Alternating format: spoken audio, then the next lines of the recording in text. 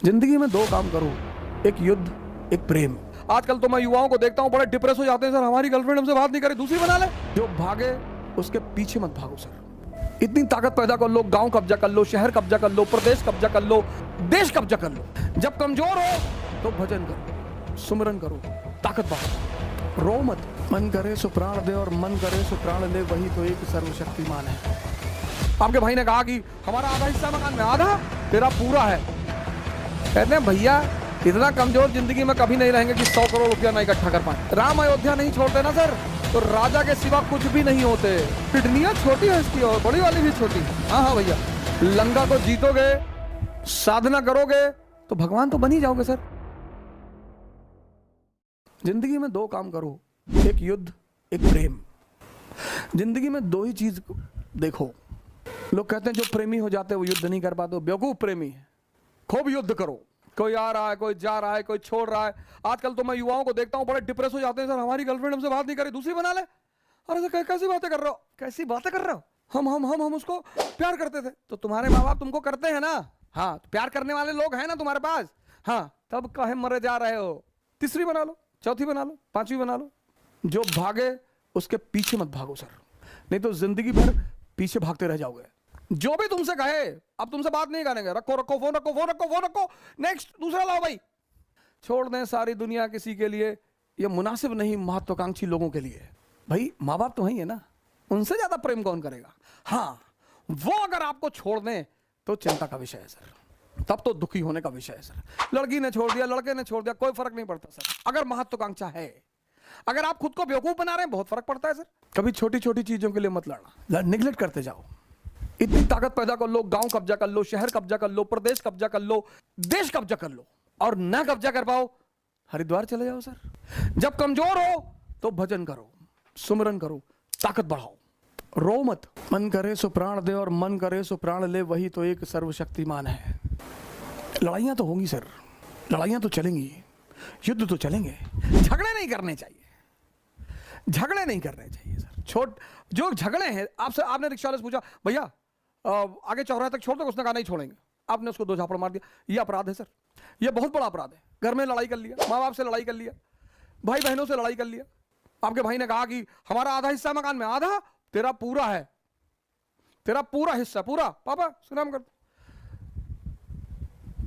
10, 20, 50। प्रधान जी की कल एक बात मैंने बताया नहीं, आज मैं बता दूं। उनकी सारी संपत्ति उनके भाइयों के नाम पे है। हमसे कहते हैं कभी कभी, कहते हैं भैया इतना कमजोर जिंदगी में कभी नहीं रहेंगे कि 100 करोड़ रुपया ना इकट्ठा कर पाए। क्यों लड़ते हो यार, जिसने भी तुमसे हिस्सा मांगा दे दो।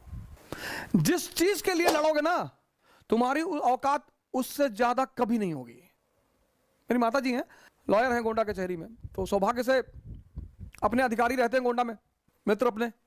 हमसे कहती है डीएम से कह दो, हाँ कम से कम हमारा खेत तो जितना उतना मिल जाए। हम कहते हैं हाँ कह देंगे कह देंगे कह देंगे कह, अरे एकदम कह, तुम कोई कभी नहीं कहते हो, दूसरों काम कहते हो।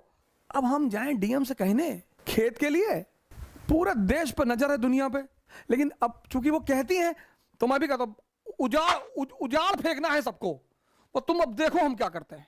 फिर हम आते हैं, फिर वो हमसे कहती कि तुम ना सुधरोगे ना सर। छोटी छोटी बातों के लिए कभी मत लड़ना सर। जिस चीज के लिए लड़ोगे उससे ऊपर कभी नहीं जाओगे, कोशिश करके देख लो सर। और जिस चीज को छोड़ दोगे उससे ऊपर चले जाओगे। राम अयोध्या नहीं छोड़ते ना सर, तो राजा के सिवा कुछ भी नहीं होते। राम ने अयोध्या का त्याग कर अपने ऊपर एहसान किया, अपने ऊपर, महाराजा दशरथ के ऊपर नहीं किया। उनकी सबसे बड़ी हितैषी रही मां कैकेयी। ये वो समझते थे, बड़ा मैच्योर दिमाग है ना सर, भगवान का दिमाग है ना। इसलिए जब वो लौट कर आते हैं तो सबसे पहले उन्हीं से मिलने जाते हैं। इसलिए जब वो लौट कर आते हैं तो सबसे ज्यादा सम्मान उन्हीं को देते हैं, क्योंकि राम भगवान है ही मां कैकेयी की वजह से। गद्दी छीन ली, भगवान बन गए। नहीं, वो छोटी सी क्षेत्र अयोध्या के राम को कोई जानता? कोई नहीं जानता सर, कोई नहीं जानता। अयोध्या छोड़ोगे, स्ट्रगल करोगे, लंका को जीतोगे, लंका मतलब मेटरलिज्म, साधना करोगे, भगवान तो बन ही जाओगे सर। आज मेरा एक मित्र है, बोला खाली बैठे हैं, दिमाग नहीं लग रहा है। अरे मुरारी बापू का प्रोफेसर सुन लो, राम का था 9 भाग में, ना बढ़िया यूट्यूब पे चीजें पड़ी हुई हैं। क्या कर रहे हो, कहीं गंदे गंदे विचार आ रहे हैं, गोबर खाए होगे। नहीं नहीं अरे यार तुम बदतमीजी कर रहे हो। अरे गोबर खाओगे तभी तो गंदे विचार आएंगे। नहीं मन लग रहा है, नहीं कोई काम है, बाहर जाके पुलिस वालों की दिक्कत बढ़ाओगे? 1 घंटा अगर कोई हनुमान चालीसा की वो लाइन फॉलो कर ले, ना से रोग हराय सब पीरा जपत निरंतर हनुमत बीरा। सर क्या साइंटिफिक लाइन है, आप ट्राई करके देखिए सर। आज ना से रोग हराय सब पीरा जपत निरंतर हनुमत बीरा। आंख बंद कर लीजिए, एक रुमाल बांध लीजिए और 1 घंटे तक सिर्फ अपनी सांस पर ध्यान दीजिए। चैलेंजिंग है सर, आपने कभी देखा नहीं ना सर, तो पहले दिन ऐसा थोड़ा दिख जाएगी। अगर हर आदमी को पहले दिन सांस दिख जाए, कहता नहीं नुसरत, हो भी नहीं और हर जगह हो भी नहीं और हर जगह हो, तुम एक गोरख धंधा हो, मंदिर मस्जिद तेरे मैं खाने, कोई ये माने कोई वो माने, सब तेरे हैं ये दीवाने। चीजों को एक सही नजरिए से देखना होगा सर। कोई बुरा नहीं होता, कोई गलत नहीं होता। हम सबको अपना आत्मविश्लेषण, सेल्फ इंट्रोस्पेक्शन करना पड़ेगा सर, चाहे हिंदू हो चाहे मुसलमान। और उसका सबसे पहला कदम होगा एक नई शिक्षा नीति की शुरुआत। गाली से डर जाएंगे सर? गांधी को गाली दिया, मोहम्मद को दिया, राम को दिया, कृष्ण को दिया, बुद्ध को दिया, दादू को दिया, नानक को दिया, रैदास को दिया।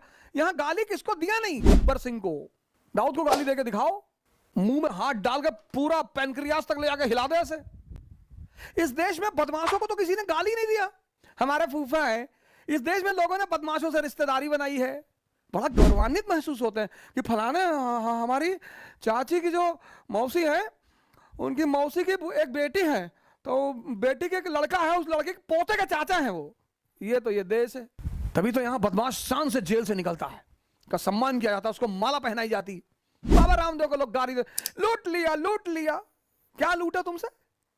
क्या लूटा तुम्हारा? जिन्होंने लूटा तुम्हारी हिम्मत नहीं, तुम्हारी औकात नहीं कि तुम उनको कुछ बोल दो। उनके साथ रहते हो, पैर छूते हो, उनका पैर का धुला हुआ पीते हो।